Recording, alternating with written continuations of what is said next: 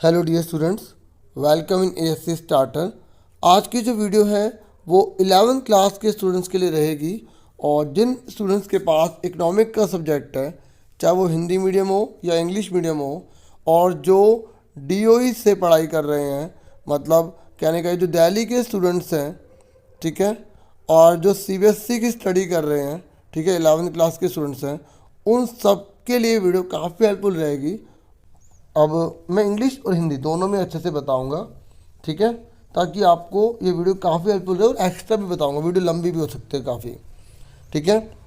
तो पहला क्वेश्चन है कि कौन सी आर्थिक गतिविधि है, कौन सी इकोनॉमिक एक्टिविटी है। तो देखिए, जो कंजम्पशन होता है, जो प्रोडक्शन होता है, ठीक है, वो इकोनॉमिक एक्टिविटी में काउंट होता है, ठीक है। तो यहाँ पर आपके पास 4 ऑप्शन थे, आपने पढ़ लिया होगा, ठीक है। पिता का पुत्र को पढ़ाना, स्कॉलरशिप, पार्टी में शामिल होना, attending party, scholarship, father teaching to student son, ठीक है, स्टूडेंट नहीं सन, ठीक है। तो कंजम्पशन, तो इसका आंसर जो है वो कंजम्पशन होगा, ठीक है। क्लियर हो गया सबको? पहला 1 मार्क्स दे देना, कॉपी पेन लेकर रखना और देखना कितने आंसर आपके सही निकलते हैं। देखिए, अब हम सेकंड क्वेश्चन करते हैं। कह रहा है which one of the following is not the cause of economic problem. इनमें से ना कौन सा जो है ना इकोनॉमिक प्रॉब्लम का कोज नहीं है? Limited resources, limited human bonds, alternative use of resources, या प्रॉब्लम ऑफ चॉइस, ठीक है। तो देखिए, जो इकोनॉमिक प्रॉब्लम है ना वो limited resource, alternative use of resources और प्रॉब्लम ऑफ चॉइस की वजह से अराइज होती है। तो ये तो इसके कारण है। तो कौन सा नहीं हुआ? सीमित मानव शक्तियाँ इसका कारण नहीं हुआ। Limited human bonds, human bonds limited कहाँ होती है बच्चों? वो तो अनलिमिटेड होती है। हमारी जो इच्छाएं हैं क्या वो लिमिटेड है? हम तो बहुत सारी चीज़ चाहेंगे, ये भी मिल जाए वो भी मिल जाए, कोई एंड ही नहीं है। तो ये इकोनॉमिक प्रॉब्लम जो है का कारण नहीं होता, ठीक है। उसके बाद नेक्स्ट क्वेश्चन देखिए, ये कह रहा है ऐसा व्यक्ति जो किसी अन्य व्यक्ति के लिए कार्य करता है और इसके लिए वेतन के रूप में भुगतान प्राप्त करता है, डैश कहलाता है। ये कह रहा है a person who works for another person and gets paid as salary for it is called dash. देखिए, अगर कोई पर्सन दूसरे के यहाँ पे काम कर रहा है, उसको बदले में सैलरी मिले, तो वो क्या है? प्रोड्यूसर है, कंज्यूमर है, सर्विस प्रोवाइडर है या सर्विस होल्डर है? तो ये तो बहुत ईजी है। वो तो किसी के आगे काम कर रहा है तो वो सर्विस होल्डर हुआ। अगर वो गुड्स खरीदता, ठीक है, सर्विस लेता तो कंज्यूमर होता। कोई चीज़ का प्रोडक्शन करता, प्रोड्यूसर होता। किसी को जॉब देता तो सर्विस प्रोवाइडर होता। तो ये बहुत ईजी है ना, ठीक है। तो इसका आंसर मुझे पूरी उम्मीद सबका ठीक होगा। तो डी आंसर है इसका। नेक्स्ट क्वेश्चन है एक वचन के रूप में निम्नलिखित में से कौन सी सांख्यिकी नहीं है? इन singular senses which one of the following is not statistics. In singular sense कह रहा है अगर हम एक वचन के रूप में बात करें तो कौन सी चीज़ इसमें से सांख्यिकी नहीं है, ठीक है। तो आपके सामने ऑप्शन आप देख सकते हैं। पहला मैं पढ़ देता हूँ, आंकड़ों का संकलन, कलेक्शन ऑफ डाटा, ठीक है।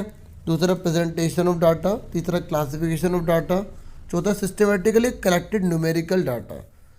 क्वेश्चन है एक वचन के रूप में निम्नलिखित में से कौन सी सांख्यिकी नहीं है? एक वचन के रूप में देखो, दो वचन होते हैं, एक सिंगुलर होता है, ठीक है, और एक होता है प्लूरल। तो आपको दोनों याद रखने हैं, एक वचन और बहुवचन दोनों अच्छे से आपको पता होना चाहिए। एक वचन की जब बात करता है तो एक पूरा प्रोसेस होता है। क्या होता है? प्रोसेस। तो उसमें कलेक्शन, प्रेजेंटेशन, क्लासिफिकेशन, ये तीनों आते हैं, ठीक है। और ये सिस्टमेटिक कलेक्टेड न्यूमेरिकल डाटा जो है वो इसमें नहीं आता, ठीक है। तो इससे आइडिया लीजिए, इसके आसपास की चीज़ों को करिए। तो इसका आंसर क्या है? डी। क्लियर हो गया? उसके बाद नेक्स्ट क्वेश्चन देखिए। नेक्स्ट क्वेश्चन कह रहा है कि निम्नलिखित कथनों को ध्यानपूर्वक पढ़िए, ठीक है, आप इंग्लिश में भी देख सकते हैं, और निम्नलिखित में से सही विकल्प को आपको चयन करना है। Read the following statement carefully and choose the correct alternative from the following. पहला यहाँ पे कथन दे रखा, स्टेटमेंट दे रही कि आर्थिक नियोजन में सांख्यिकी का कोई महत्व नहीं है।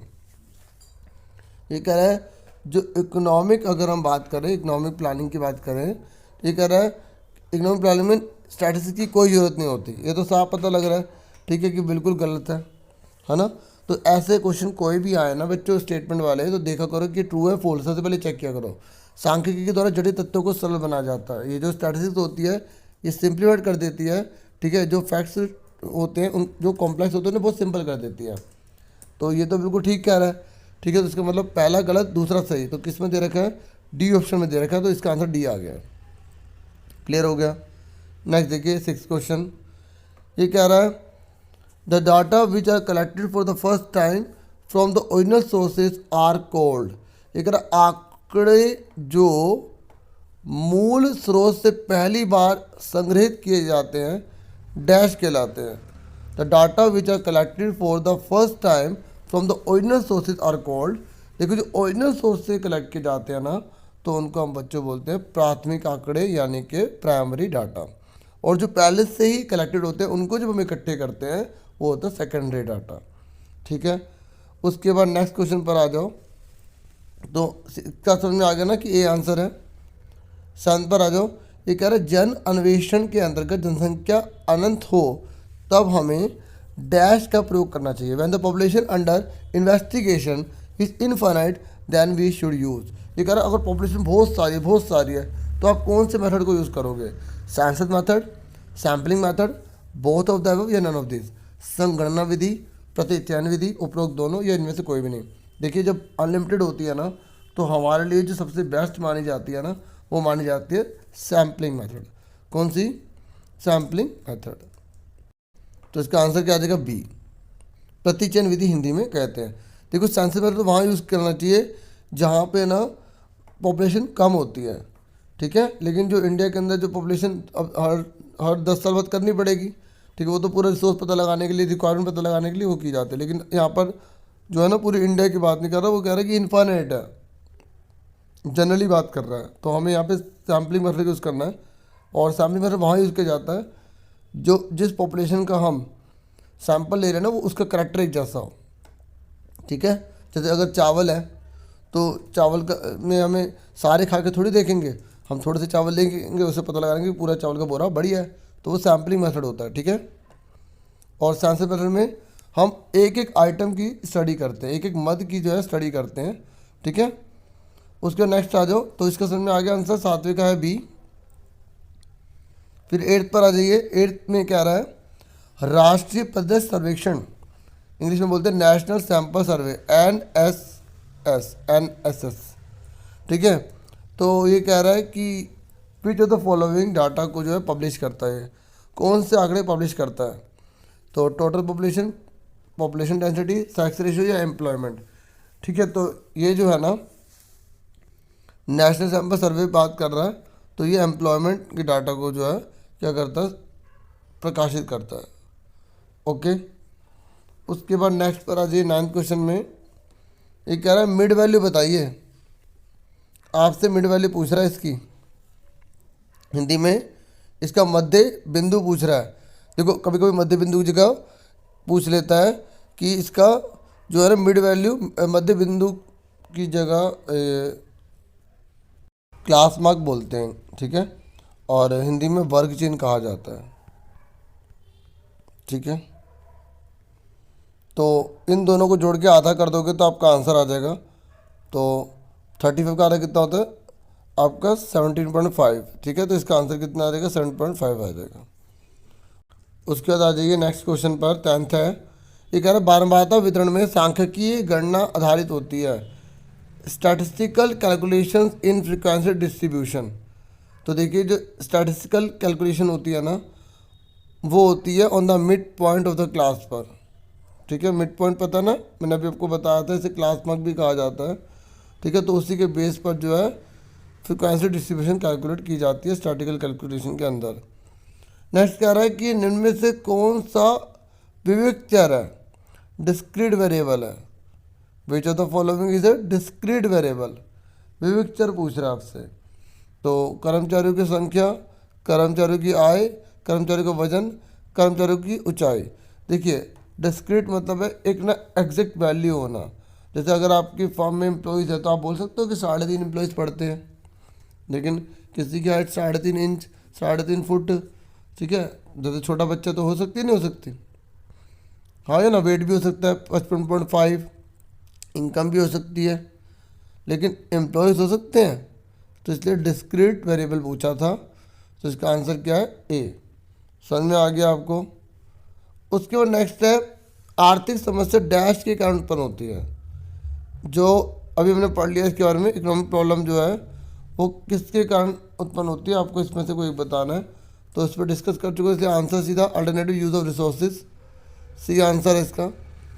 आप 13 देखिए। 13 में आपको मैचिंग करनी है, बताना है कि इनमें से जो है ना कौन सा जो है बिल्कुल करेक्ट मैच हुआ है।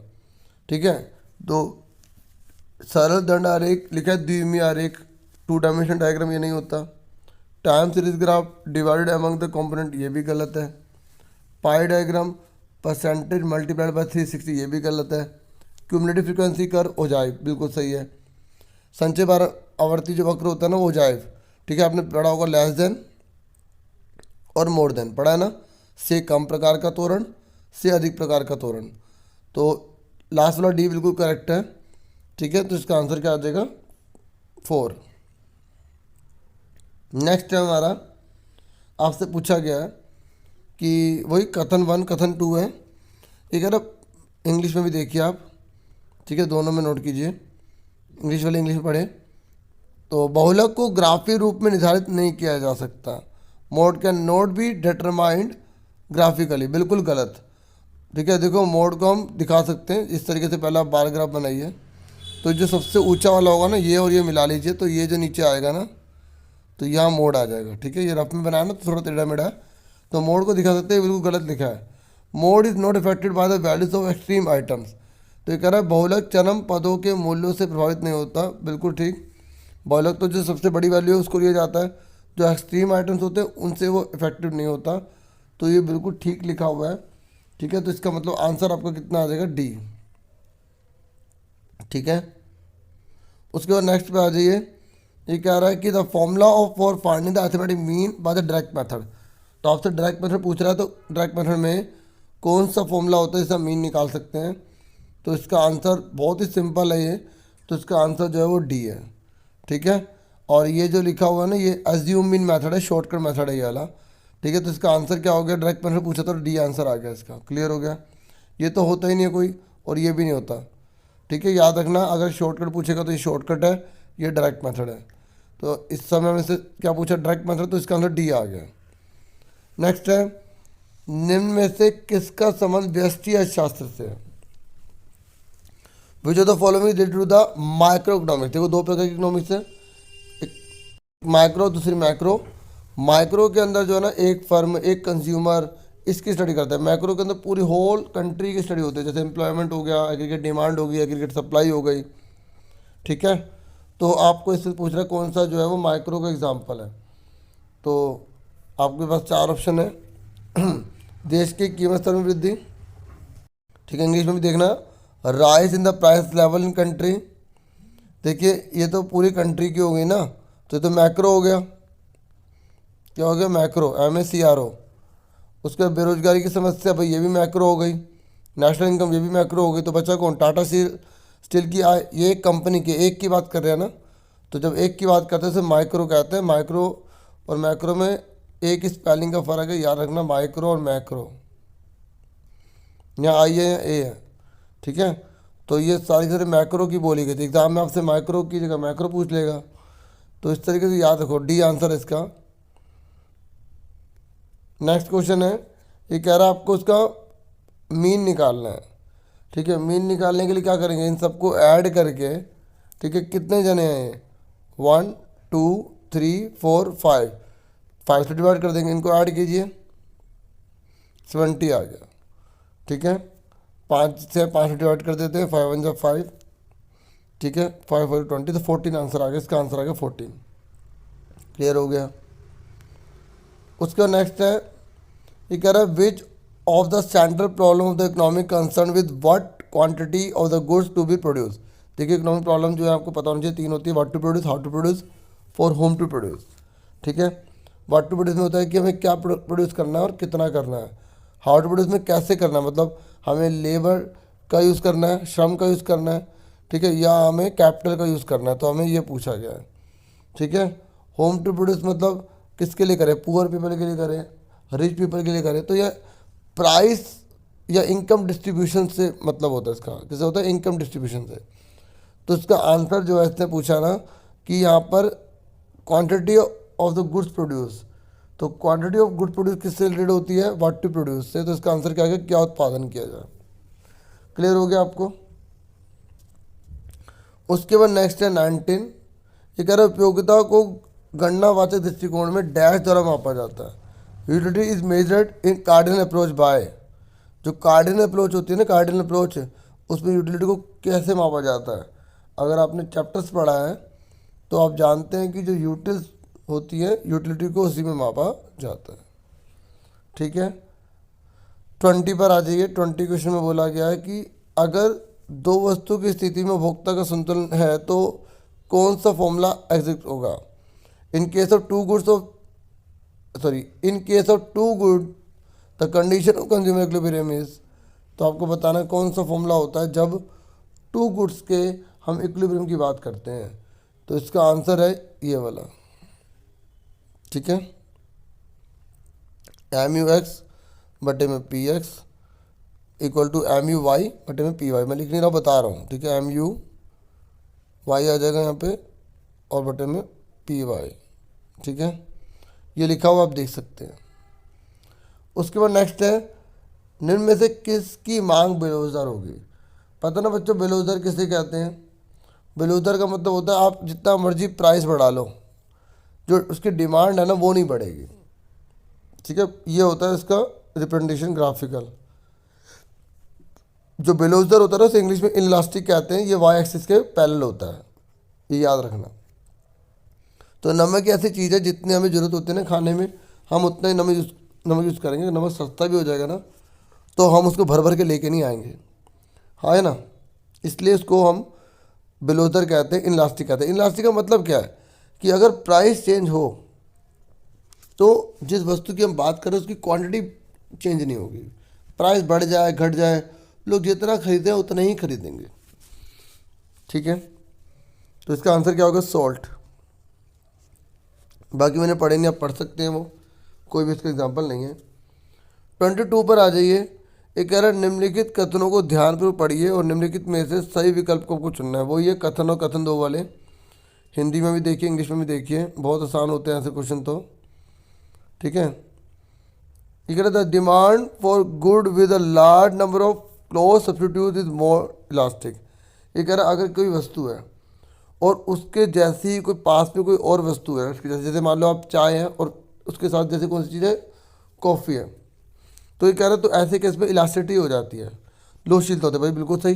देखो अगर दो वस्तु होंगी, अगर एक पसंद है तो दूसरी खरीद लोगे, और अगर एक ही है और आपको वही खरीदनी है तो आपके पास ऑप्शन ही नहीं है, तो वहाँ पे जो है ना आपको खरीदनी पड़ेगी, क्या प्राइस घट जाए या बढ़ जाए, है ना। तो वहाँ इनइलास्टिक हो जाता है। लेकिन अगर कोई क्लोज चीज़ के साथ में है, जैसे चाय है और कॉफ़ी भी है, तो अगर चाय का रेट बढ़ता है तो हम कॉफ़ी की तरफ चले जा सकते हैं ना। तो देखो ये याद रख लेना कि अगर प्राइस बढ़ने या घटने से, ठीक है, किसी चीज़ की डिमांड बढ़ती है घटती है तो वो लोचदार है। लेकिन अगर कोई भी चीज़ हो ना, प्राइस नहीं है, प्राइस के अलावा भी और कोई चीज़ है, जैसे कंज्यूमर की इनकम है, ठीक है, जैसे सब्स्टिट्यूट गुड्स है। सब्स्टिट्यूट गुड्स का मतलब समझ में आ गया, जो एक दूसरे के प्लेस पर यूज़ कर ले जाते हैं, जैसे चाय और चीनी। अगर किसी का सब्स्टिट्यूट अवेलेबल है, ठीक है, तो वो उसको लोचदार बना देगा, उसको इलास्टिक बना देगा, क्योंकि एक कंज्यूमर के पास ऑप्शन आ गया ना, अगर वो नहीं मिली तो दूसरी खरीद लेगा। लेकिन अगर उसके पास ऑप्शन ही नहीं है, उसे वही लेना है, तो वहाँ बिलोच हो जाता है, क्या हो जाता है, इनइलास्टिक हो जाता है। समझ में आ गया। ठीक है, तो ये स्टेटमेंट बिल्कुल ठीक लिखी है। ये कह रहा है demand for the luxury goods is often more elastic. ये कह रहा है जो लग्जरीज होते हैं उसकी जो डिमांड होती है वो बहुत ज़्यादा इलास्टिक होती है, तो बिल्कुल ठीक है। ठीक है, तो इसका आंसर जो है वो क्या हो जाएगा, ए हो जाएगा। ठीक है, बहुत statements are true. Luxuries goods वो होते हैं जो एक तरह से आनंद के लिए, मज़े के लिए लिए जाते हैं या बहुत आराम के लिए लिए जाते हैं। जैसे आप कोई बड़ी कार ले रहे हो, ठीक है, और आप बहुत फैशनेबल क्लॉथ्स ले रहे हो, तो ये सब होते हैं जो आपको आनंद आराम देने के लिए होता है, जो ज़रूरत के लिए नहीं है। ठीक है, जो आपको आराम मज़े देने के लिए एक तरह से। ठीक है, अब उसके बाद नेक्स्ट बार आ जाइए ये कह रहा है यदि किसी वस्तु की कीमत में 20% परिवर्तन होने के कारण उसकी मांग 20% बदल जाती है तो मांग की कीमत लॉज क्या होगी। ये कह रहे the demand of commodity changes by 20% due to 20% change in the price then the price related to demand is. देखो आपको इसका फॉर्मूला याद होना चाहिए, AD इज इक्वल टू होता है परसेंटेज चेंज इन क्वांटिटी अपन में परसेंटेज चेंज इन प्राइस। ठीक है, तो परसेंटेज इन क्वांटिटी कितना है 20, परसेंटेज इन प्राइस कितना है 20, तो 20 कटा कितना आ गया 1 आ गया, तो इसका आंसर कितना आ गया 1 आ गया। ठीक है, ये तो न्यूमेरिकल है, फॉर्मूले याद होने चाहिए, इसका मतलब फॉर्मूले पर क्वेश्चन जरूर आएगा। उसके बाद नेक्स्ट है, ये कह रहा है बजट रेखा का ढलान होता है। ये कह रहा है the slope of the budget line is, जो बजट लाइन होती है ना, देखो ये बजट लाइन होती है। ठीक है, जब हम बजट लाइन बनाते हैं तो एक टाइम पर 2 ही गुड्स लेते हैं, तो बजट लाइन ऐसे बनेगी। ठीक है, क्यों बनेगी, क्योंकि हम 2 इन चीज़ों पर खर्च कर रहे हैं। जैसे 100 रुपये लेके गए, तो 100 रुपये अगर हम सब इसी पे लगा देंगे तो ये पॉइंट मिलता है, 100 रुपये अगर इस पे लगा तो ये पॉइंट मिलता है। तो अगर हमें दोनों को खरीदना है तो एक चीज़ को कम लेना पड़ेगा दूसरी को बढ़ाने के लिए, हाँ या ना। मतलब 100 रुपये में अगर हमें, जैसे मान लो मैं केले लेने गया या मैं सेब लेने गया, ठीक है, तो अगर मैंने 100 रुपये में लेना है तो सारे केले लेता हूँ, तो मान लो मेरे आते हैं 12 केले। ठीक है, तो अगर मैं सेब लेना चाहता हूँ तो मुझे कुछ केले छोड़ने पड़ेंगे और मेरे को 2 सेब मिल जाते हैं, और मैंने और केले यहाँ पे छोड़े 6 कर दिए, तो मेरे को जो है वो 12 केले 12 सेब मिल जाते हैं। ठीक है, तो इसमें यही तो हो रहा है कि अगर हम एक चीज़ को छोड़ेंगे तो दूसरी चीज़ मिलेगी, क्योंकि हमारे में पैसे उतने ही हैं 100 रुपये। 100 रुपये में ये चीज़ ले सकते हैं, ये आ रही है, 100 रुपये में ये ले सकते हैं, 100 रुपये में ये ले सकते हैं, कुछ भी ले सकते हैं। तो बजट लाइन जो होती है ना, समझ में आ गया होगा क्या होता है, थोड़ा बहुत मैंने समझाया। तो ये पूछ रहे इसमें से कौन सा फॉर्मूला होता है बजट लाइन का। तो बजट लाइन का जो फॉर्मूला होता है ना, वो प्राइस को लिया जाता है, तो PX बटे में PY, पहले X आता है फिर Y आता है। ठीक है, तो इसका आंसर क्या है C। क्लियर हो गया सबको। ठीक है, बजट लाइन वो लाइन होती है जो 2 जब हम गुड्स होते हैं उसके प्राइस को की रेशियो को बताती है, कि अगर हम एक को छोड़ेंगे तो दूसरे को हम बढ़ा सकते हैं हम। ठीक है, क्योंकि रेट सबका अलग अलग होगा ना, इसलिए। अब देखिए 25 है, सेक्शन B स्टार्ट हो चुका है। तो सेक्शन B में आपसे बोला गया special classification is a grouping of data on the basis of. ठीक है, तो स्थानीय वर्गीकरण की बात कर रहा है, मतलब जैसे मुंबई दिल्ली इस तरीके की तो बात कर रहा है। तो ये कह रहा है ये कौन सा होगा, देखिए स्थानीय के। ठीक है, तो इससे हम क्या बोलेंगे B। ठीक है, प्लेस के बेस पर ही है, ये तो बहुत सिंपल था। ठीक है, समय वाला जो है क्या कहलाता है क्रोनोलॉजिकल। ठीक है, इस तरीके के आपको सारे पता होना चाहिए। उसके बाद है ये आपकी जो स्टैट्स की बुक है उस पर मिल जाएगा। अगर यदि परास 100 है, मतलब रेंज जो 100 है और क्लास इंटरवल 20 है, then what will be the number of class. तो जो क्लासेस है ना उनके नंबर कितने होंगे। ठीक है, देखो यहाँ पूछा है द नंबर ऑफ क्लासेस और रेंज हमें दे रखा 100, इंटरवल दे रखा 20। तो जब भी ऐसा कोई क्वेश्चन आएगा तो आपको क्या करना है, रेंज ऊपर लिखनी है, क्लास इंटरवल नीचे लिखना है। तो इस तरीके से 5 बनेंगी। कितनी बनेगी 5। चेक कर लेते हैं, देखो 20 से 40, 40 से 60, 60 से 80, 80 से 100। ठीक है, और उससे ऊपर कौन है एक, क्योंकि इसने बोला ना रेंज जो है वो 100 है, तो उससे ऊपर क्या होगा 0 से 20। अब देखो 100 में से 0 के कितने आ रहे हैं 100 आ रहे हैं ना, रेंज 100 आ रही है ना, सबसे बड़े नंबर में सबसे छोटा घटाते हैं। और इसने बोला 20 का इंटरवल है, 20 का इंटरवल है। तो अब आप बताएं कितने इंटरवल बने, 1 2 3 4 5। अगर हम बनाने लगेंगे कितना टाइम चला जाएगा। सिंपल तरीका है, रेंज तरीका 100, इंटरवल तरीका 20, डिवाइड करा, आंसर आ गया। ठीक है, 27 पर आ जाइए। ये कह रहा है कि the class mark of the distribution are, ये हमें क्लास मार्क दे रखे हैं, तो इससे बोला है फर्स्ट क्लास इंटरवल बताना है। देखिए ये आपको मैं इसी में समझाऊंगा। हमें क्लास मार्क दे रखा है 12। मैंने आपको कहा था ना कि जो मिड वैल्यू होती है तो क्लास मार्क भी कहा जाता है, बताया था नहीं बताया था, शुरू में बता दिया था। तो देखिए इसका सिंपल तरीका भी याद रखना, मैं आपको फॉर्मूला बता रहा हूँ, बहुत ही हेल्पफुल होगा। इससे बोला क्लास इंटरवल निकालना है पहले वाले का। सबसे पहले हमें ये देखना है कि इनका जो है ना कितना डिफरेंस है। तो 16 में से 12 चले गए, 4 आ गया। सबसे पहले देखना है कितना डिफरेंस है, याद रखोगे, रख लिया याद। 4 डिफरेंस हो गए, 16 में से 12 गए 4, 20 में से 16 गए 4, 24 में से 20 गए 4, कोई सा भी ले लो 4 आ रहा है। उसके बाद जो भी आंसर आएगा उसको आपको हाफ कर देना है। तो पहले नंबर पे क्या है डिफरेंस, क्या है डिफरेंस। दूसरे नंबर पे आपको क्या करना है, हाफ कर देना है, आधा कर देना है। यहाँ पे अगर 15 आएगा तो 15 का आधा 7.5, 16 आएगा तो 8, 25 आएगा तो 12.5, तो कुछ भी आ सकता है, वो आपको आधा कर देना। यहाँ तक समझ में आ गया। उसके बाद आपको एक बार सब्ट्रैक्ट करना है, एक बार ऐड कर देना है। पहले सब्ट्रैक्ट फिर ऐड। कैसे, ये 12 लिखा है ना, तो पहला नंबर निकाला है, सब नंबर का अलग अलग निकाल दो। 12 का निकालना है तो 12 में से 2 घटाओ 10, और अब इसी में ऐड कर दो तो 12। तो पहले वाले का इंटरवल कितना बनेगा, 10 से, सॉरी 12 में 2 ऐड करेंगे तो 14 होता है, तो 10 से 14। तो पहले वाले का इंटरवल कितना बनेगा, 10 से 14 बनेगा। दूसरे वाले का क्या बनेगा, 2 घटाओ 2 जोड़ दो, 14 से 20 बनेगा। ठीक है, इसका कितना बनेगा, 14 से 18 बनेगा, सॉरी। ठीक है, समझ में आ गई। इसका कितना बनेगा, 2 घटा दो 2 जोड़ दो, 18 से यहाँ 22 बन जाएगा। ठीक है, इसके बाद 24 का क्या बनेगा, 22 से 26 बन जाएगा। ठीक है, अब चेक कर लेते हैं हमारा सही है गलत है।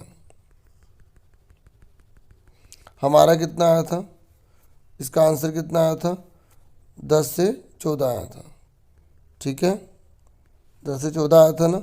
तो अब चेक करो, 10 से 14 आया तो दोनों को जोड़ के देखो, आधा करो, 24 का आधा 12, तो 12 ही तो आ रहा है। देखो, जब आपको क्लास इंटरवल दिया होता है तो उससे आप क्लास वर्क निकाल सकते हो। ठीक है, तो जब आपको क्लास वर्क दे रखा है तो कैसे निकालना है मैंने बताया, वीडियो को पीछे करके दोबारा से 2-3 बार देखोगे, क्लियर हो जाएगा। नहीं तो इसका सिंपल तरीका यही है, एक और तरीका बताता हूँ। इसने बोला ना कि हमें पहला वाला इंटरवल चाहिए, पहला वाला यानी कि 12 की बात कर रहा है, वो 12 की बात कर रहा है। तो आप देख लो ना, इन सब में को जोड़ के आधा करने पर 12 किस में आता है, 15 16 26 का 13 आता है। ठीक है, तो इसमें 12 और 16 14 आ रहा है, इसमें कितना आ रहा है, 15 और 10 25 का 12.5, तो इसी में तो आ रहा है 12। लेकिन हो सकता है एग्जाम में क्वेश्चन बना दे जिसमें सभी में 12 आ रहा हो जोड़ के आधा करने पर, फिर क्या करोगे।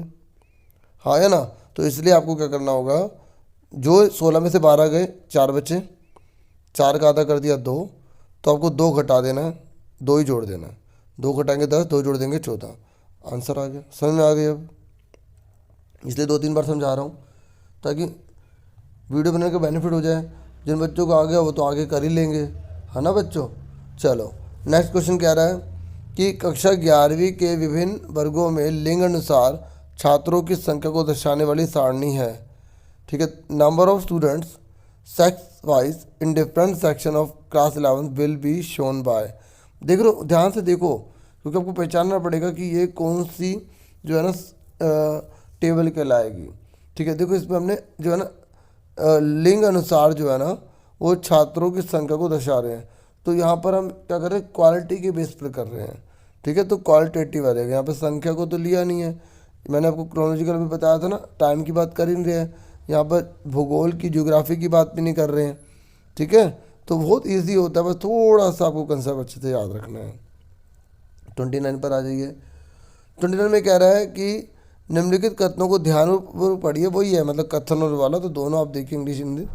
ठीक है, तो 29 में आपसे ना जो है ये बोला गया है कि सारणी के स्तंभों के दिए शीर्षक और उपशीर्षक को स्तंभ शीर्षक कहते हैं।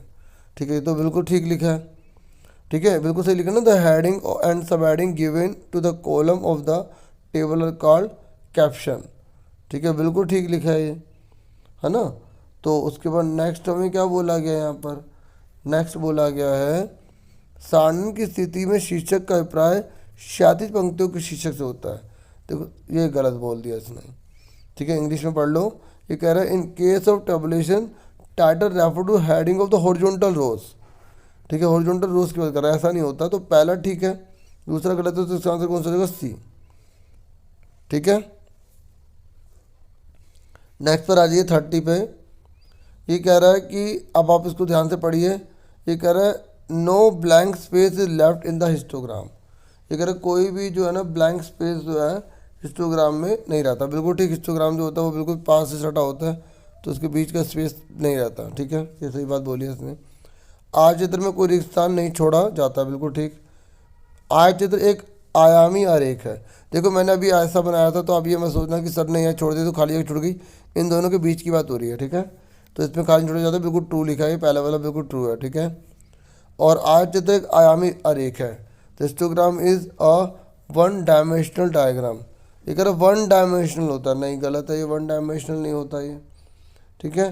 तो इसलिए इसका आंसर भी सी ही होगा, क्योंकि इसमें पहला ठीक था, दूसरा फॉल्स था।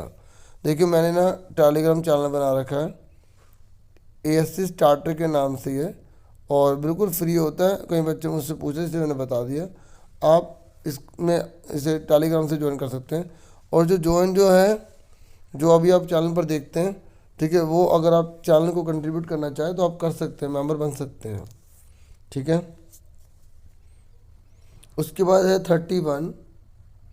31 में बोला गया है कि ogive can be helpful in locating graphically the following.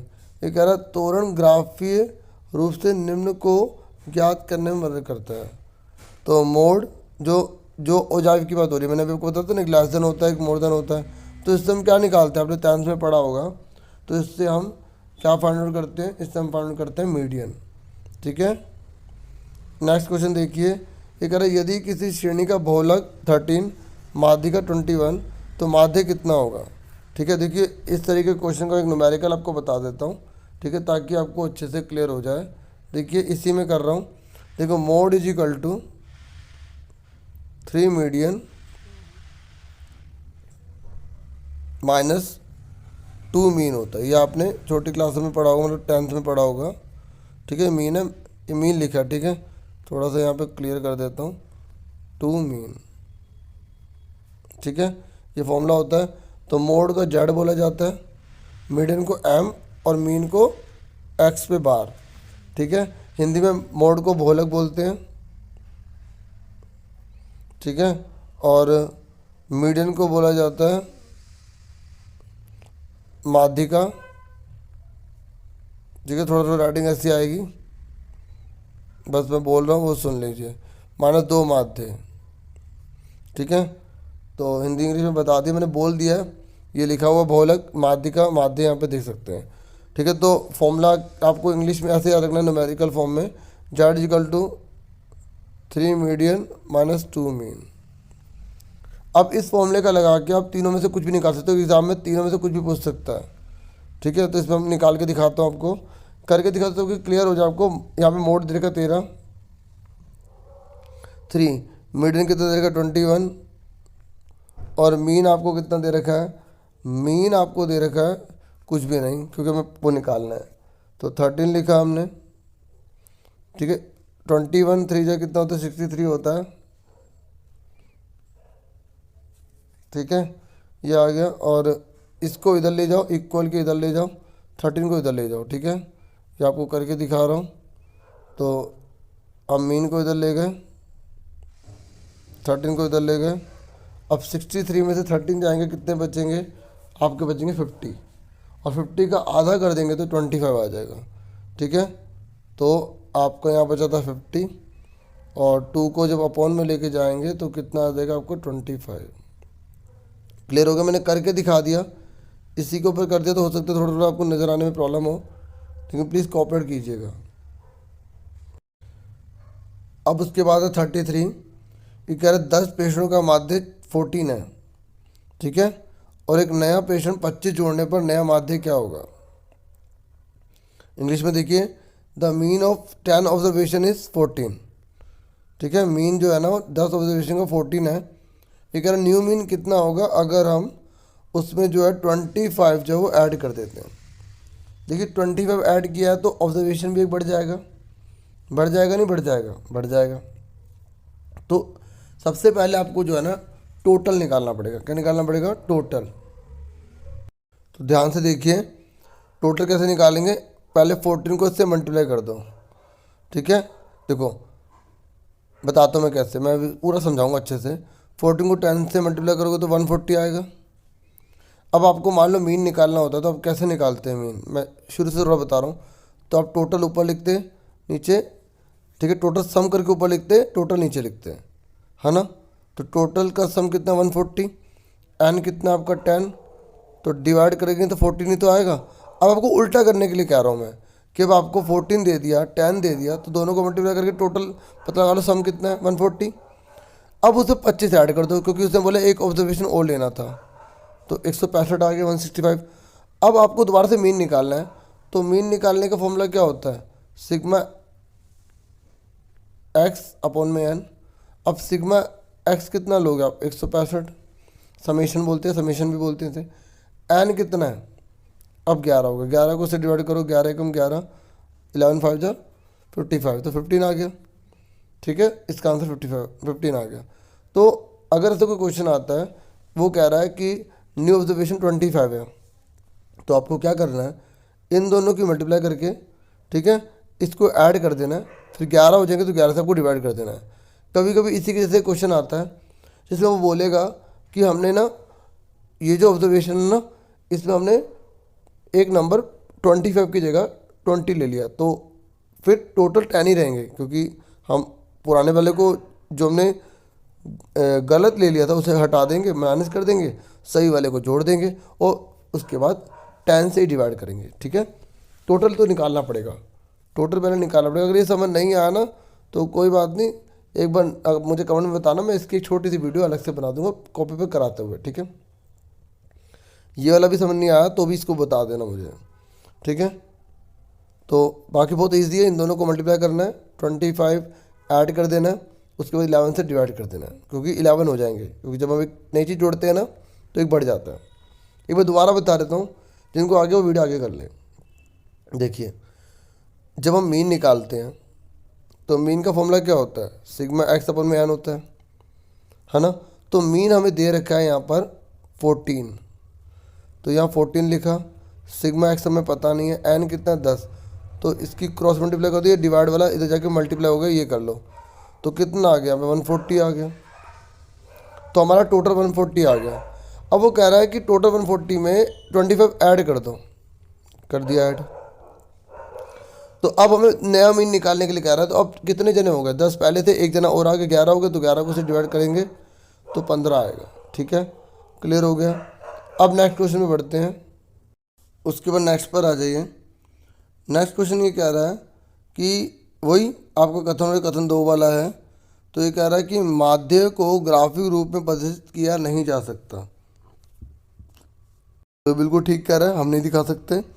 माध्य चरम मूल्यों से प्रभावित होता है, ये कह रहा है mean is affected by extreme values, ठीक है। देखिए ये भी बिल्कुल ठीक है, ठीक है, हमने मोड देखा था ना, मोड अफेक्टेड नहीं होता ना एक्सट्रीम वैल्यू से, मीन जो है वो अफेक्टेड होता है, तो दोनों ट्रू हैं, इसलिए इसका आंसर जो है वो क्या आ जाएगा, ए आ जाएगा, ठीक है। क्लियर हो गया आप सबको, ए आंसर आ गया इसका।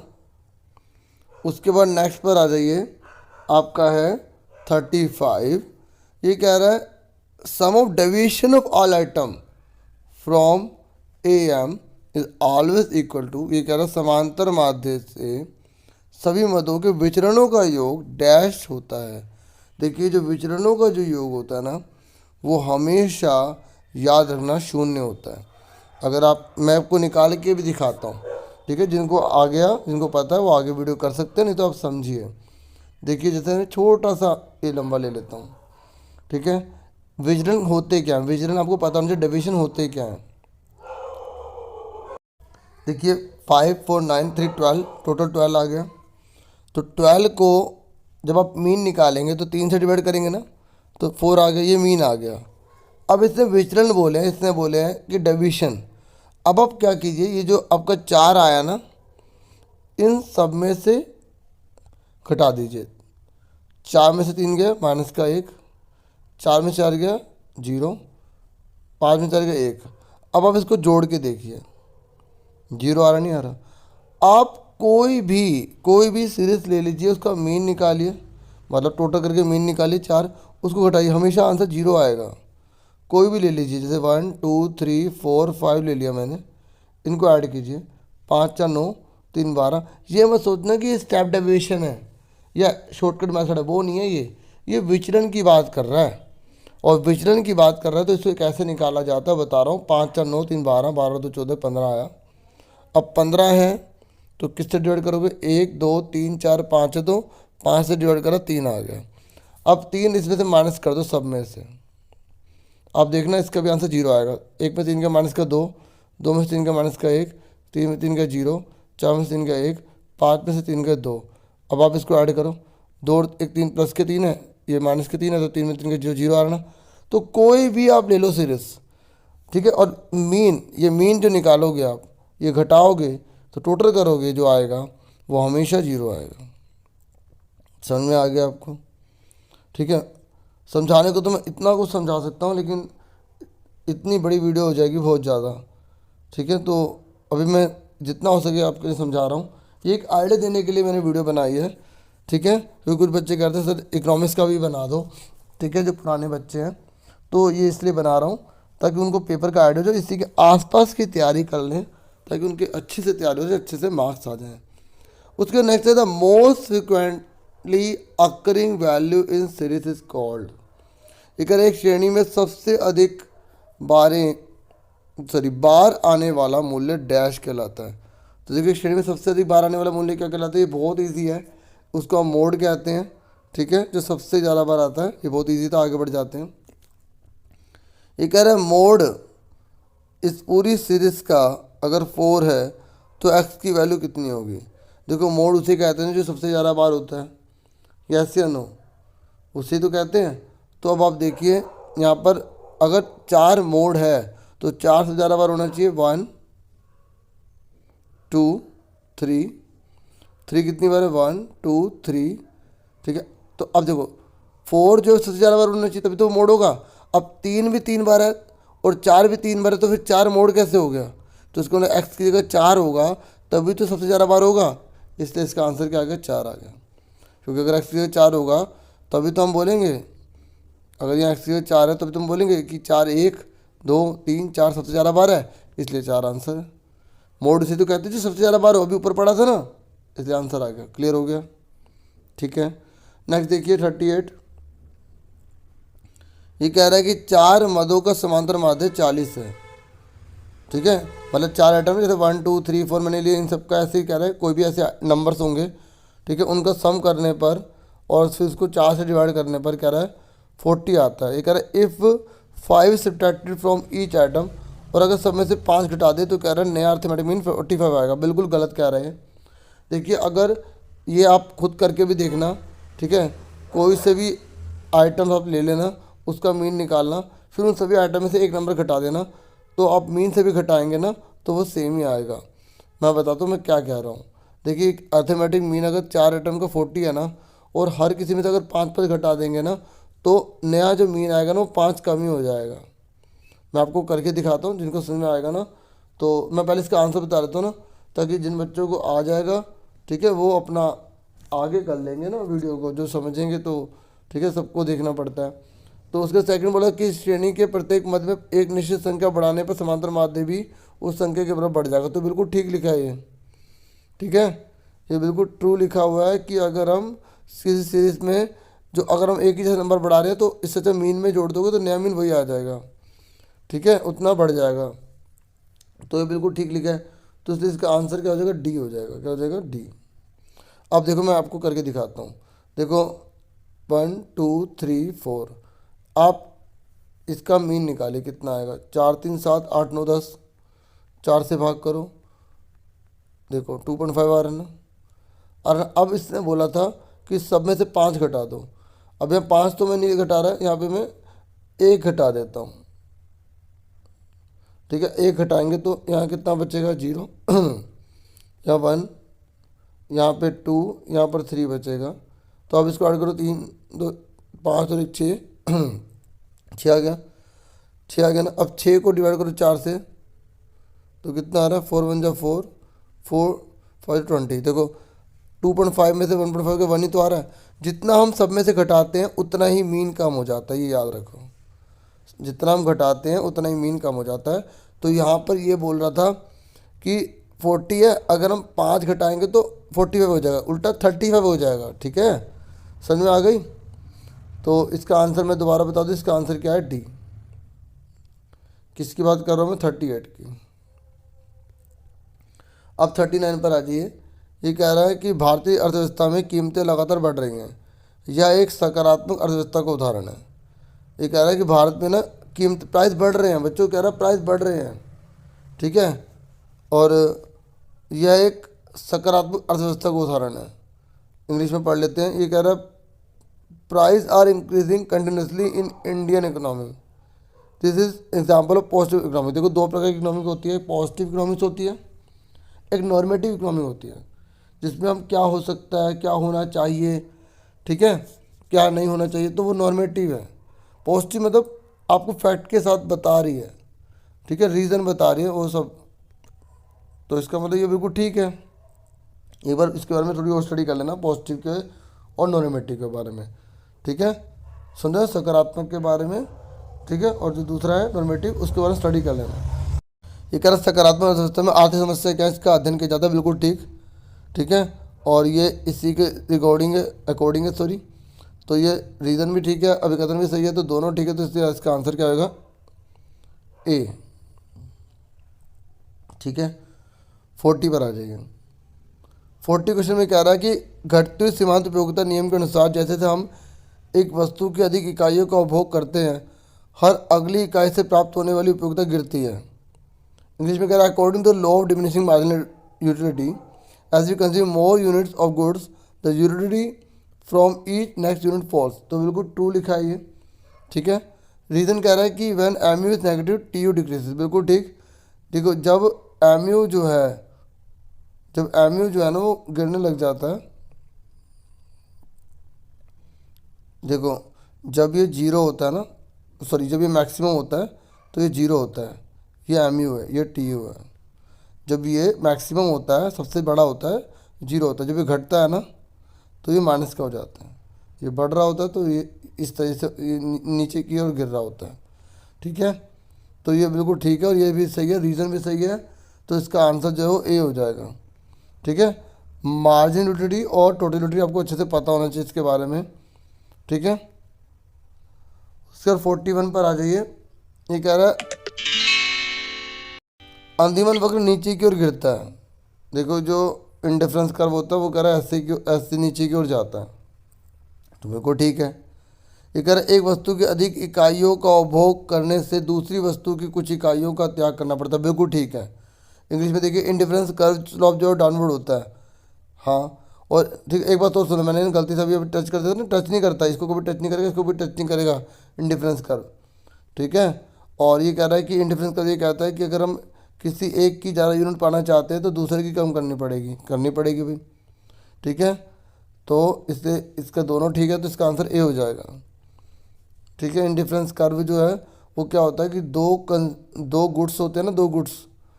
ठीक है, गुड्स नंबर 1, गुड्स नंबर 2, तो इन दोनों गुड्स के बीच में, मतलब दो वस्तुओं के उन विभिन्न बिंदुओं को दर्शाता है कि वो किसी को भी ले ले, उसे जो उपभोक्ता है ना उसे सेम सेटिस्फेक्शन मिलेगा। ठीक है, मतलब जैसे मान लो वो 4 केले ले रहा है, बनाना ले रहा है, ठीक है, 2 एप्पल ले रहा है, ठीक है, या वो 3 बनाना ले रहा है, 5 एप्पल ले रहा है, तो देखो एक घटा रहा है, यहाँ उसके बढ़ रहे हैं कुछ, है ना।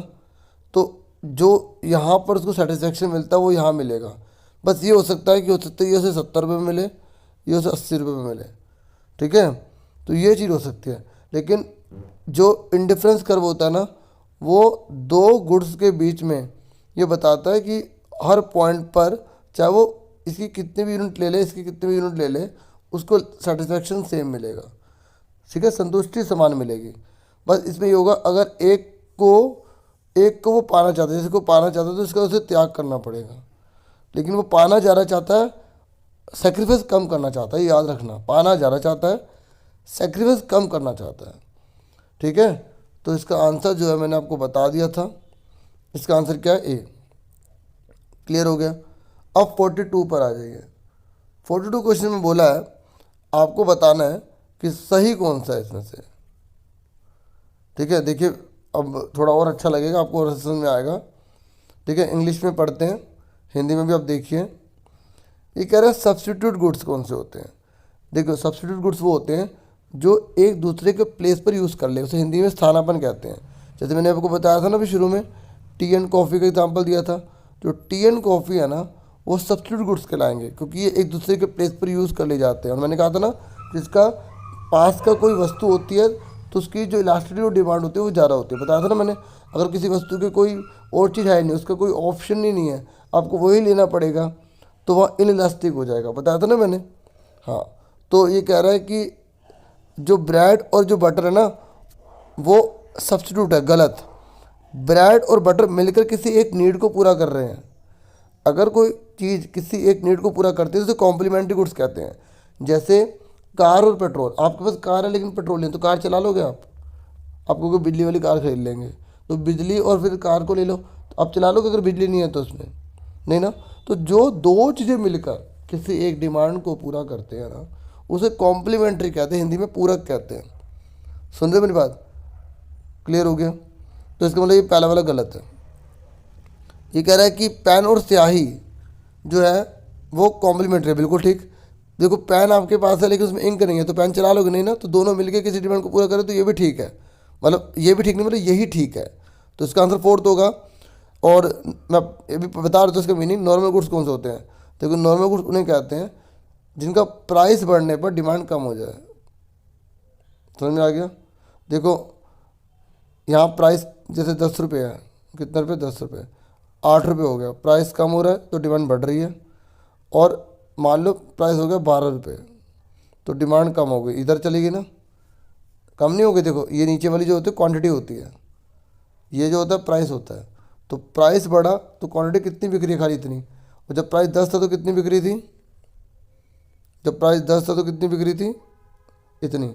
मान लेते हैं ये 100 है, ये 200 है, ये 300 है। जब प्राइस 10 था तो क्वांटिटी कितनी थी, 200। और जब प्राइस जैसे 8 करा तो कितनी बिक रही है, 300। और जब प्राइस हमने 12 कर दिया तो अचानक से हो गई।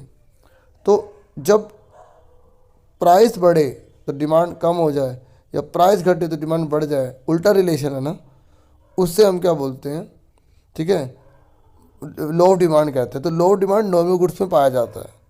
समझ में आ गया। ये कह रहा था demand for the commodity remain unchange with the increase of in income. ये कह रहा है जब इनकम बढ़ती है ना तो इसकी डिमांड में कोई चेंज नहीं आता, बिल्कुल गलत। जब कंज्यूमर की इनकम बढ़ती है ना तो वो इन चीज़ों को ज़्यादा खरीदता है, नॉर्मल गुड्स को ज़्यादा खरीदेगा। तो ऐसे बन जाएगा चित्र। और एक होता है इन्फीरियर गुड्स। इन्फीरियर गुड्स वो होते हैं जैसे अगर आपकी इनकम बढ़ेगी ना तो आप घटिया चीज़ खाना छोड़ दोगे। जैसे एक व्यक्ति है, मैं उसे घटिया चीज़ तो नहीं कहूँगा लेकिन एक एग्जाम्पल के तौर पर समझिएगा, ठीक है, मेरा कभी कोई ऐसा भाव नहीं रहा। जैसे एक व्यक्ति है तो वो पहले गेहूँ लेता है, घर पे खुद भी पीस के उसका आटा बनाता है, ठीक है। तो अगर उसकी इनकम बढ़ने लग गई तो वो कहेगा ना कि भाई अब गेहूँ क्या लेना है, कहाँ टाइम इतना है, ऐसे करो आटे की थैलियाँ ले आओ, आटा ले आते हैं। तो वो उसने पीसा हुआ आटा लाना शुरू कर दिया, ठीक है ना। तो इससे क्या हुआ, तो जो इन्फीरियर गुड्स होते हैं, जो घटिया चीज़ होती है ना, तो लोग उसकी जो डिमांड है ना वो कम कर देते जब इनकम बढ़ती है। तो यहाँ लिख रहे हैं इंक्रीज़ करते हैं, तो ये गलत है। समझ में आ गया। मैंने आपको सारा बता दिया, इसका नॉर्मल गुड्स का प्राइस का रिलेशन भी बता दिया और एक इनकम का रिलेशन भी आपको बता दिया। तो आपको अच्छे से हर चीज़ आनी चाहिए। तो इसका आंसर क्या बताया मैंने आपको, फोर्थ बताया डी, ठीक है, इसका आंसर है डी। अब उसके बाद नेक्स्ट देखिए, अब इस नेक्स्ट क्वेश्चन को देखिए। ये कह रहा है कि निम्नलिखित में से कौन सा आरेख मांग में वृद्धि की स्थिति को दर्शाता है। देखिए दो चीज़ें होती हैं, ठीक है, एक होती है इंक्रीज इन डिमांड और एक होती है इंक्रीज इन क्वांटिटी डिमांडेड, ठीक है। एक होती है मांग में वृद्धि और एक होती है मांगी गई मात्रा में वृद्धि। देखिए आपको अच्छे से पता होना चाहिए, जो इंक्रीज इन डिमांड है ना ये प्राइस के कारण होती है, प्राइस के अलावा अन्य कारणों से होती है, ठीक है। दोबारा सुन लो, इंक्रीज इन डिमांड जो होती है वो प्राइस छोड़कर अदर रीज़न से होती है। अदर रीज़न जैसे इनकम, अगर किसी चीज़ की डिमांड बढ़ रही है वो प्राइस के अलावा किस चीज़ से बढ़ रही है, जैसे इनकम से बढ़ रही है, ठीक है, सब्स्टिट्यूट गुड्स है, कॉम्प्लीमेंट्री गुड्स है, ठीक है, फैशन है, या कोई और आदत है, ठीक है, ये किसी और वजह से है कि फ्यूचर में प्राइस बढ़ने वाले घटने वाले ऐसे कोई कारण है, ठीक है, तो उसकी वजह से अगर डिमांड बढ़ रही है ना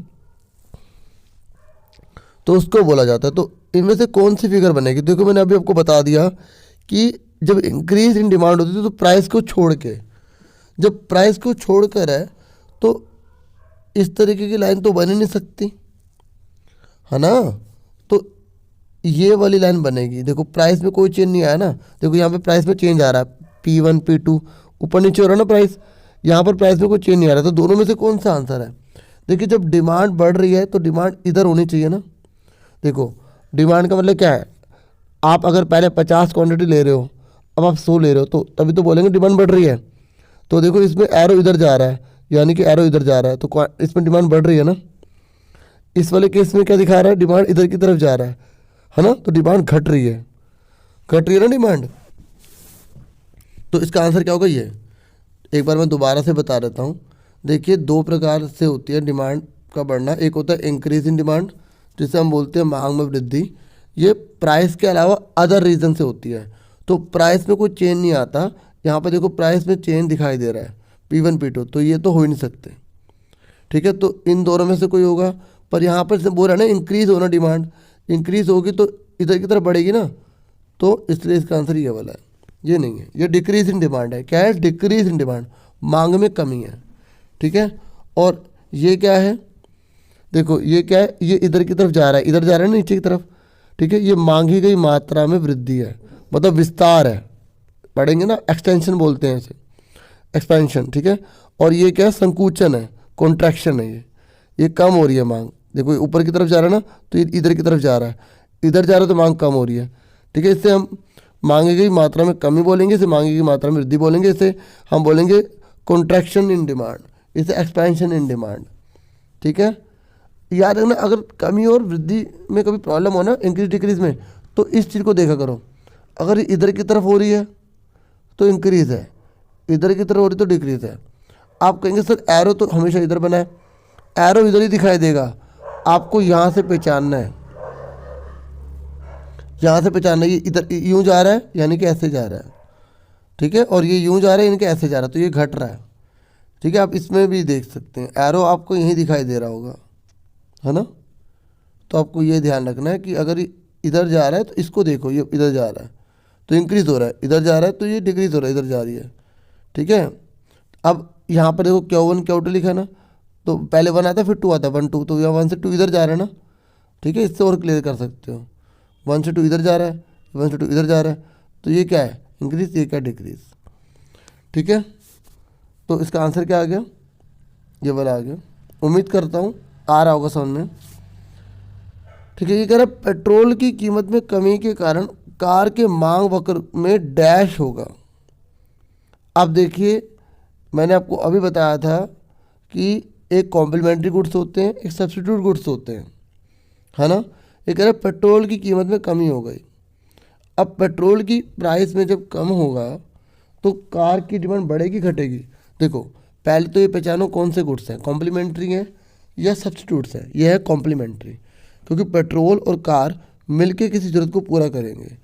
अगर पेट्रोल का प्राइस कम होता है तो लोग कार की डिमांड को बढ़ाएंगे, और जब बढ़ाएंगे तो वो आप मुझे बता सकते हो कि वो कहाँ जाएगा? राइट में बढ़ेगी ना डिमांड, इंक्रीज इधर होती है ना। तो आपको ये चीज़ सोचनी है कि जब डिमांड इस तरफ बढ़ रही है तो वो राइट में शिफ्ट होगी ना, अगर ऐसे होता तो लेफ्ट में होता, ठीक है। इसलिए मैंने बोला था, इसमें जोड़ दिया था कि इंक्रीज का मतलब 1 से 2 की तरफ जाना है, और डिक्रीज मतलब इस वाले 1 से लेकर इसकी तरफ 2 की तरफ जाना है, मतलब इधर राइट में इधर लेफ्ट में है। ये चीज़ में आगे तो बहुत से क्वेश्चन हम आराम से कर लेंगे, ठीक है। तो इसका आंसर क्या आ जाएगा? तो इसका आंसर क्या आ जाएगा? राइट वर्ड शिफ्ट, ओके, दाईं ओर खिसका। अब उसके बाद नेक्स्ट पर आ जाइए 44 पर। तो ये कह रहा है contraction in demand is an upward movement along the same demand curve.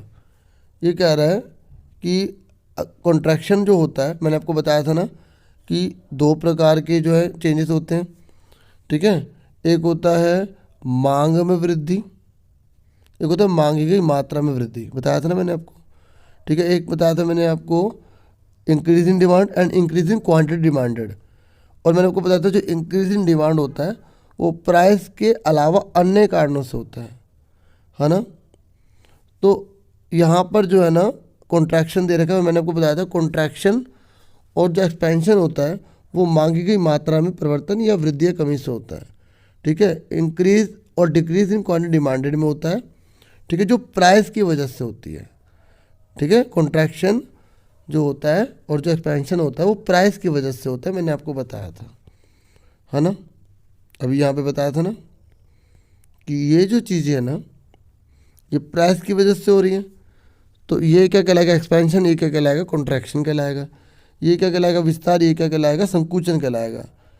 तो ये ये बोल रहा है कि मांग में संकुचन समान मांग वक्र के साथ ऊपर की ओर चलन होता है, कह रहे एक ही मांग वक्र हो रहता है और संकुचन हो तो ऊपर की ओर चला जाता है, बिल्कुल ठीक। ये देखो ये संकुचन है ना, इसमें एक ही तो मांग वक्र बना है और ये ऊपर की ओर चला गया, ऊपर मतलब इधर की तरफ जा रहा है, तो ये तो बिल्कुल ठीक है, समझ में आ रहा है ना आपको।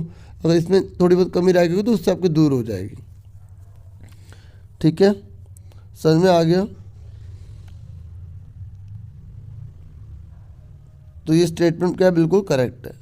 उसके बाद नेक्स्ट में क्या रहा है, ये कह रहा है कि an increase in the price of the given commodity cause an upward movement in the demand करो। ये कह रहा है ऐसा इसलिए होता है क्योंकि प्राइस इंक्रीज हो जाता है जिसकी वजह से वो ऊपर की ओर चलन हो जाता है, बिल्कुल ठीक। ये देखिए, देख लीजिए, ये पूरा इसका पिक्चर अच्छे से बना दिया, और देखो प्राइस बढ़ रहा है तो इसकी क्वांटिटी घट रही है जिसकी वजह से ये इस तरह ऐसा हो गया ना।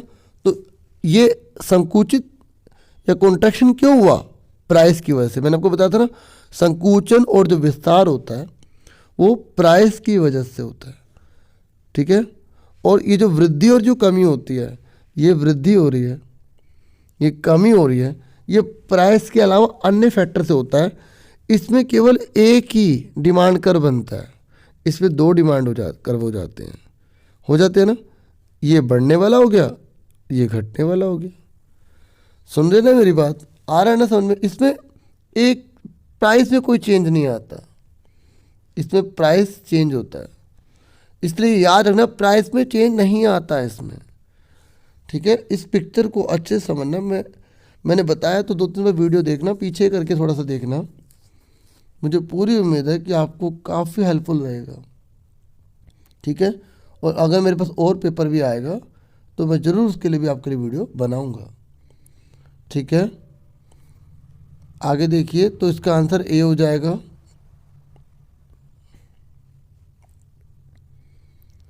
ये कह रहा है यदि वस्तु x का MUX 60 है और MUY का 40 है, MUX की कीमत 12 है और कह रहे इक्विलिब्रियम है, संतुलन है, तो y की कीमत क्या होगी।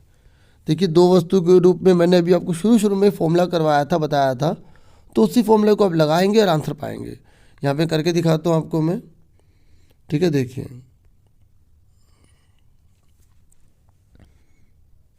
MUX बटे में x लिखेंगे, प्राइस x का, ठीक है, इक्वल टू MUY बटे में जो PY आ जाएगा, ये फॉर्मूला होता है ना।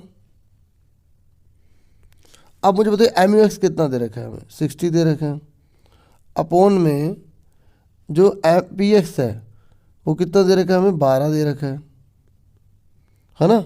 और MUY कितना दे रखा है हमें, यहाँ पे 40 दे रखा है, और PY कितना हमें निकालना है। अब आपको क्या करना है, क्रॉस मल्टीप्लाई कर देनी है, ठीक है। अगर कटे तो काट दो, 12 5 जो 60 होता है, तो ऐसे 5 को काटो, 5 जो 40 होता है, चला जाएगा, तो PY कितना आ गया, 8 आ गया, ठीक है। कितना आ गया, 8 आ गया आंसर। क्लियर हो गया सबको, ठीक है। नहीं तो क्रॉस मल्टीप्लाई करके कर लेना आप, ओके। उसके बाद ये कह रहा है कि अगर price elasticity of good is 0.2 minus का दे रखा है। ये कह रहा है अगर price of article is increase by 5%, तो आपको जो है ना what % the demand for article will decrease, तो कितना डिक्रीज होगा, देखिए मैंने अभी शुरू में ही इस फॉर्मूले को करवाया था, ऐसा क्वेश्चन दोबारा आ गया ये, ठीक है। तो हम इसको करते हैं, मतलब क्वेश्चन की अमाउंट तो अलग ही है, ये बात नहीं कर रहा, सेम ही है। तो फॉर्मूला होता है ED percentage change in quantity percentage change in price, बताया था ना मैंने। तो ED आपको कितना दे रखा है, ED कितना दे रखा है 0.2 माइनस का, ठीक है। और क्योंकि यहाँ फॉर्मूले में माइनस लगाना पड़ता है, ठीक है, तो यहाँ माइनस लगा लो। और डेल्टा परसेंटेज क्यों कितना है, परसेंटेज चेंज इन क्वांटिटी क्यों कितना है, आपको क्यों निकालना है, तो यहाँ पे हमने एक्स लिख लिया, ठीक है। और नीचे क्या है, प्राइस, प्राइस कितना दे रखा है 5, हमने यहाँ 5 लिख लिया, ठीक है। अब ये 5 डिवाइड में है ना, इधर जाके क्या हो जाएगा मल्टीप्लाई, ठीक है। जब ये मल्टीप्लाई हो जाएगा तो 0.2 में 5 की मल्टीप्लाई करेंगे तो 1 आ जाएगा ना, तो 1% आ गया, ठीक है। एक बार मैं दोबारा से बता देता हूँ। देखिए ED = percentage change in quantity अब हमें परसेंटेज चेंज इन प्राइस होता है। अब हमें ये 0.2 दे रखा है माइनस का, तो इसके आगे माइनस लगा लेते हैं। जब माइनस दिया होता है ना यहाँ, तो फॉर्मूले में माइनस लगा लो यहाँ पर। अब क्वांटिटी कितनी दे रखी है हमें नहीं पता, एक्स मान लिया। प्राइस कितना दे रखा है हमें, यहाँ पर प्राइस हमें वैल्यू दे रखी थी 5, ठीक है। तो अब इसको क्रॉस मल्टीप्लाई करना आती है ना आपको, तो क्रॉस मल्टीप्लाई जब आप करोगे तो इसको से मल्टीप्लाई करोगे कितना आएगा, 10 आएगा। यहाँ नहीं लिखता, यहाँ लिख देता हूँ, 10 आएगा इक्वल टू में क्या एक्स, और यहाँ पॉइंट लगा हुआ तो पॉइंट एक के बाद लगे तो 1, तो एक्स कितना आ गया 1 नहीं आ गया, 1% नहीं आ गया, ठीक है। तो बाकी इसके लिए फॉर्मूले आपको थोड़े से पता होने चाहिए, मैंने बता दिया, फिर भी कोशिश करी है, ठीक है। फॉर्मूला इसका मैंने बोल दिया था, पूरा लिखा नहीं है, ठीक है। हिंदी में बता देता हूँ। देखिए हमें ED = ऊपर लिखेंगे मांग में प्रतिशत परिवर्तन, नीचे लिखेंगे कीमत में प्रतिशत परिवर्तन।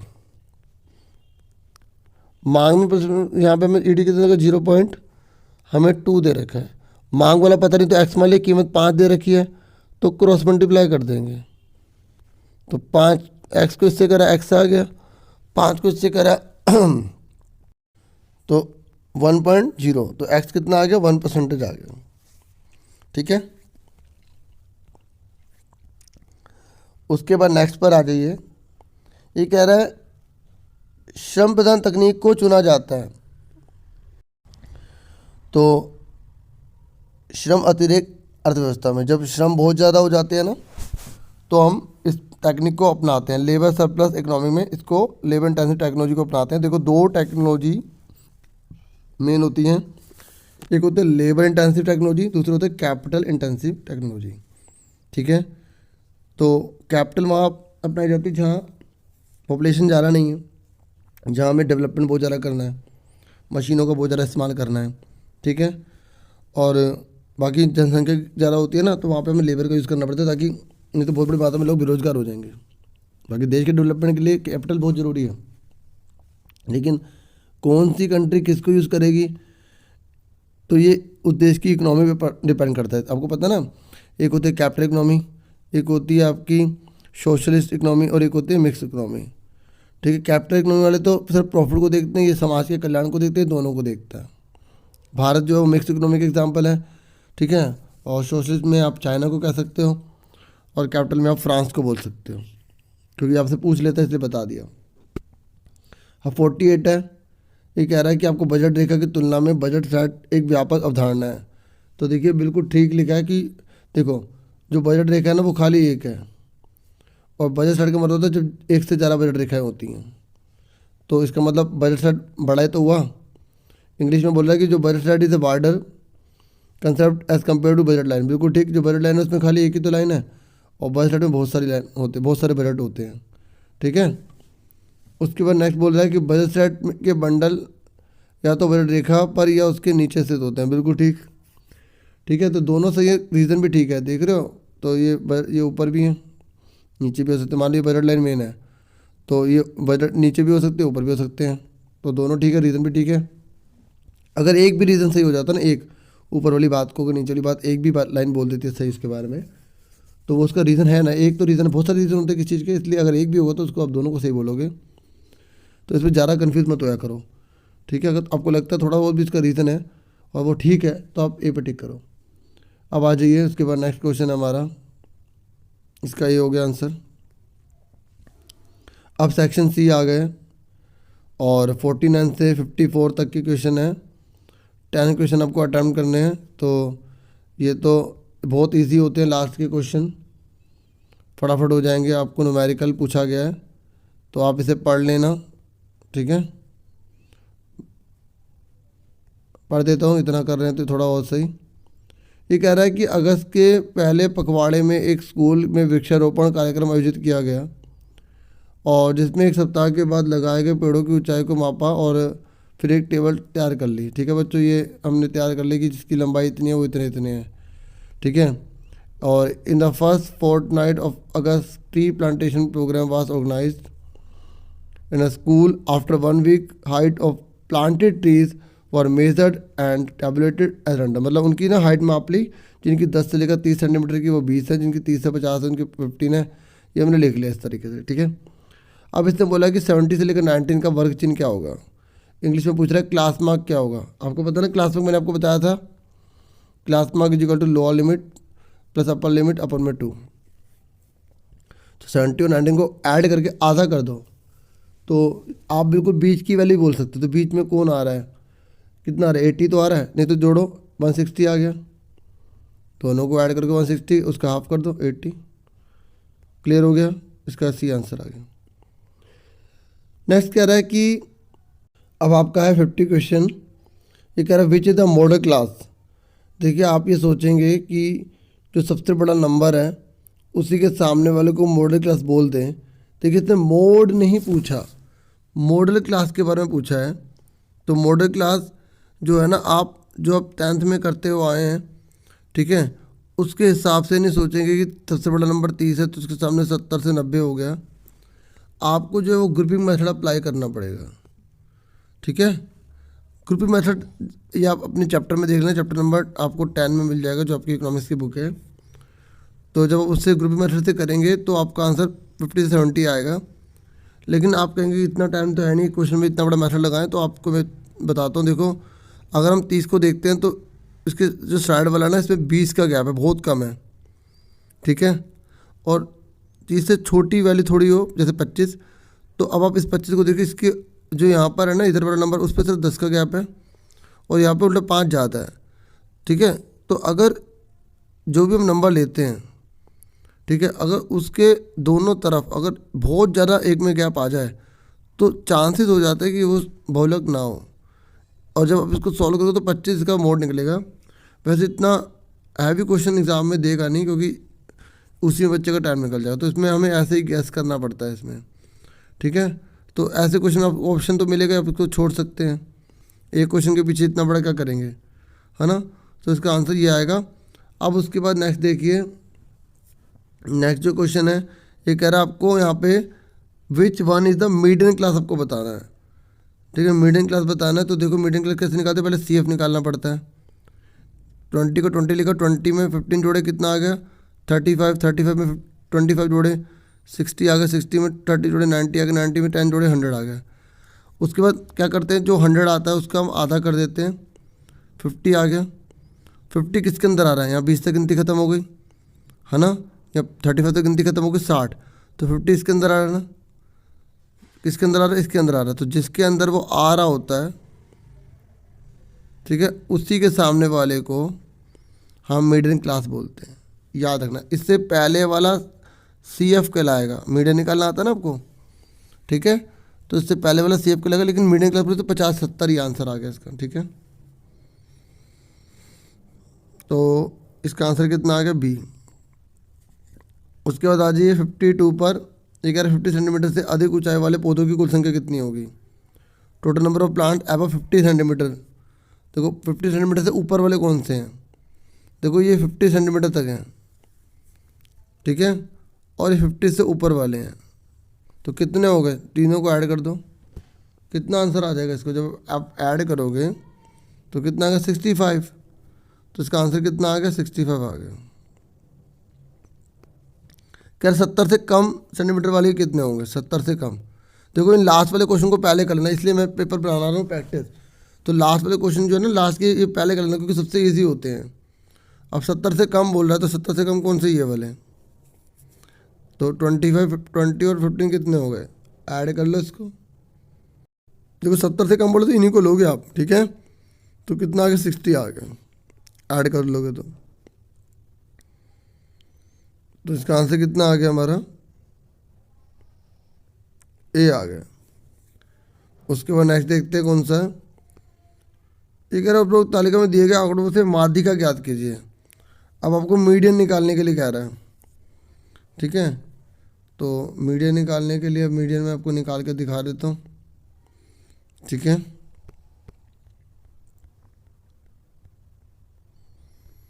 देखिए क्वेश्चन है आपका, ठीक है। तो सबसे पहले CF निकाला जाता है। तो ये 20 आ गया, ये 35 आ गया, ठीक है, ये 60 आ गया, ये 90 आ गया, 100 आ गया। तो हमारा n कितना दे रखा है, n जो है हमारा 100 हो गया। n का आधा कितना आ गया हमारा, n का आधा आ गया हमारा 50, ठीक है। उसके बाद 50 किसके अंदर आ रहा है, इसमें आ रहा है। तो इससे पहले वाले को CF बोलते हैं। तो CF हमारा 35 हो गया। इसके सामने वाले को हम जो है इंटरवल लेते हैं ना, उसके साथ वाला भी मैंने बताया था। तो ये जो छोटा वाला वो L कहलाएगा, ठीक है। और ये क्या कहलाएगा, F कहलाएगा। तो ये हमें डाटा पता लग गया। अब हमें क्या करना है, इसको फॉर्मूले में पुट करना है। और जैसे हम इसे फॉर्मूले में पुट करेंगे हमारा आंसर आ जाएगा, ठीक है। अब मैं इसको करके दिखाता हूँ।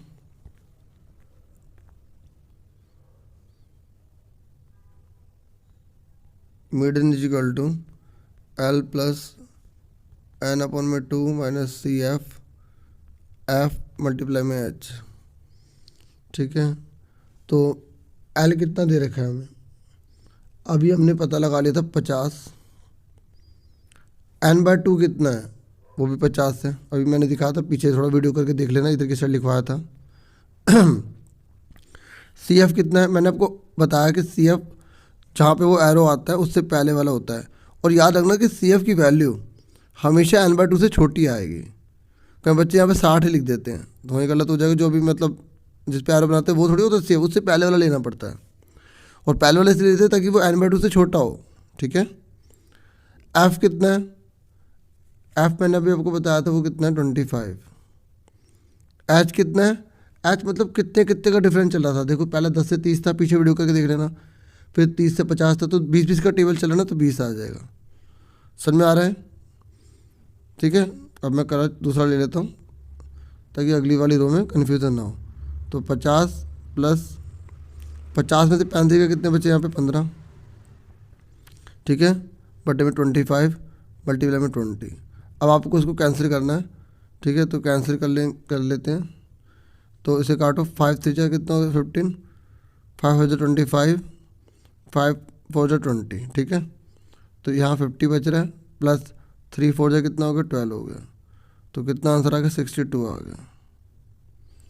क्लियर हो गया, समझ में आ गया को उम्मीद करता हूँ। बाकी वीडियो को दोबारा से देख लेना थोड़ा पीछे करके, जो चीज़ में डाउट हो। तो 62 आ गया।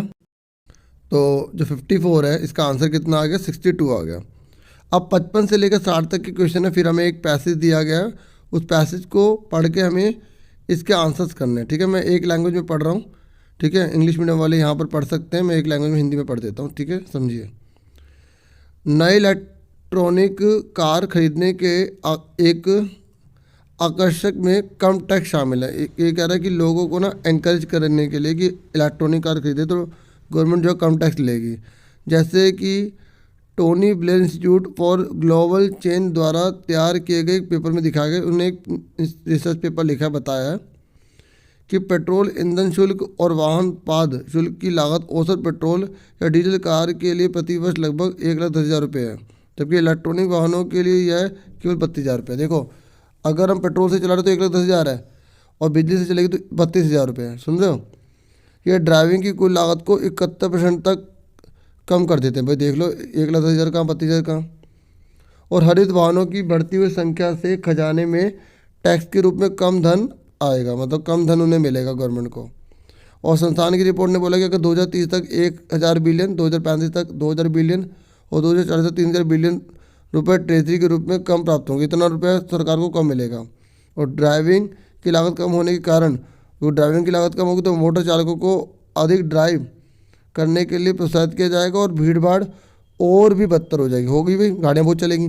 चाहे कोई ड्राइवर पेट्रोल, डीजल या हाइब्रिड या बैटरी इलेक्ट्रिक वाहन में बैठा हो, ग्रिड लॉक से बहुत अधिक लागत आती है। ठीक है, ये बता रहा है कि जो ग्रिड लॉक होता है उससे बहुत ज़्यादा कॉस्ट पड़ जाती है। तो इंग्लिश में आप देख लेना। और ये एक आर्टिकल लिखा गया, वहाँ से लिया गया है। अब आपसे क्वेश्चन पूछ रहा है कि अधिकतर लोग इलेक्ट्रॉनिक वाहन खरीदने को प्राथमिकता क्यों देते हैं। जो लोग हैं इलेक्ट्रॉनिक गाड़ियाँ क्यों खरीद रहे हैं। Why do most people prefer to buy an electric vehicle. ठीक है, तो सिंपल सी बात है, उन्हें को टैक्स जो है कम देना पड़ेगा। तो बी आंसर हो गया इसका। उसके बाद नेक्स्ट है, इलेक्ट्रिक वाहन से ड्राइविंग लागत कितने प्रतिशत तक कम हो जाती है। तो देखो पैसेज में से था, ठीक है, तो कितना 71%। ठीक है, उसके बाद इसलिए मैं कह रहा हूँ कि पहले आप शुरू में जो आपको टाइम मिलेगा ना 20 मिनट, उसमें यही क्वेश्चन कर लेना। नेक्स्ट ये कह रहा है, इलेक्ट्रॉनिक वाहन की मांग बढ़ने से पेट्रोल वाहन की मांग पर क्या प्रभाव पड़ेगा। What should be the effect on demand of petrol vehicle due to increase in the demand of electric vehicles. तो इलेक्ट्रिक व्हीकल्स पर क्या प्रभाव पड़ेगा। तो सिंपल सी बात है, उनकी डिमांड जो है वो कम हो जाएगी। बहुत सिंपल है, डिक्रीज इन डिमांड।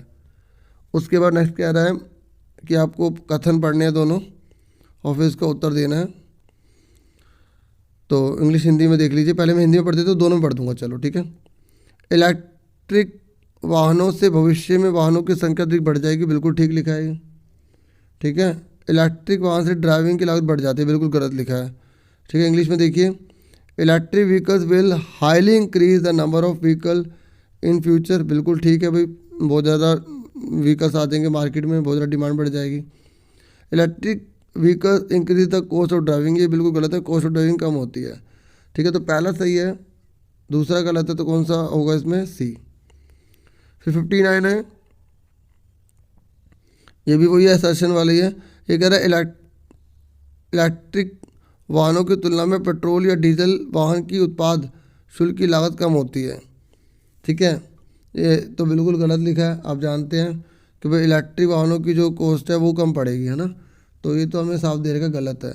और ये कह रहे इलेक्ट्रिक वाहन पर सरकार कम टैक्स लगाती है, बिल्कुल ठीक है। ठीक है, तो इंग्लिश में है, पेट्रोल और diesel vehicle has lower cost of excise duty as compare to electric vehicles, ये बिल्कुल गलत लिखा है। Government imposes lower tax on electric vehicles, ये बिल्कुल ठीक लिखा है। तो कौन सा आंसर इसका हो जाएगा, इसका आंसर जो है वो हो जाएगा आपका डी। ठीक है, क्योंकि पहला वाला गलत है, बाद वाला सही है।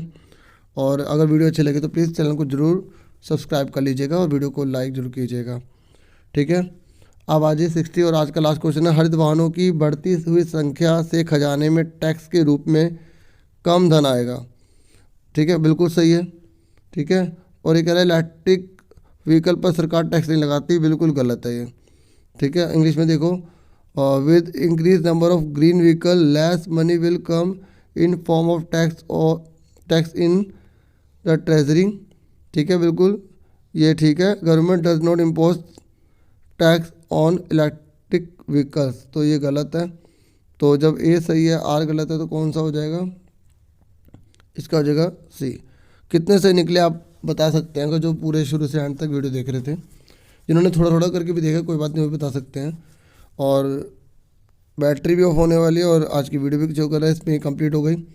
आपसे फिर मिलेंगे, अपना पूरा ध्यान रखना। Thank you for watching and listening carefully.